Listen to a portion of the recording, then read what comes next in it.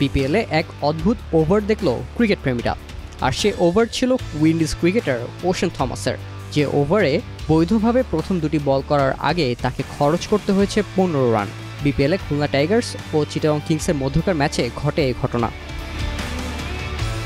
মিরপুর শেরেবাংলা স্টেডিয়ামে আগে ব্যাট করতে নেমে 4 উইকেটে 203 রান করে খুলনা।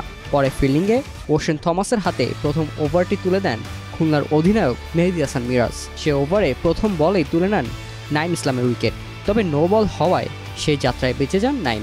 ফ্রি হিট ডট গেলেও পরের বলে আবারও নো বল দিয়ে বসেন ওশেন থমাস। সে বলে ছক্কা হাঁকিয়ে নিজের রানের খাতা খোলেন নাইম। এরপর টানা আরও 2টি হোয়াইট বল দেন থমাস, আর এরপর আবার দেন একটি নো বল। সে বলে 4 আসে নাইমের ব্যাট থেকে। এরপর বৈধভাবে অবশ্য দ্বিতীয় বলটি করতে সক্ষম হন থমাস। ততক্ষণে 15 রান দিয়ে ফেলেছেন তিনি। ওভার পূর্ণ করতে 12 বার বল করতে হয় তাকে। এর মাঝে আরও একটি নো বল করেন তিনি। 18 রানে সেই ওভারের পঞ্চম বলে ক্যারিবিয়ান এই বোলার নাইমকে বস্তিস্তর ক্যাচেও পরিণত করেন। এমন অভিজ্ঞতা নতুন নয় ওশেন থমাসের।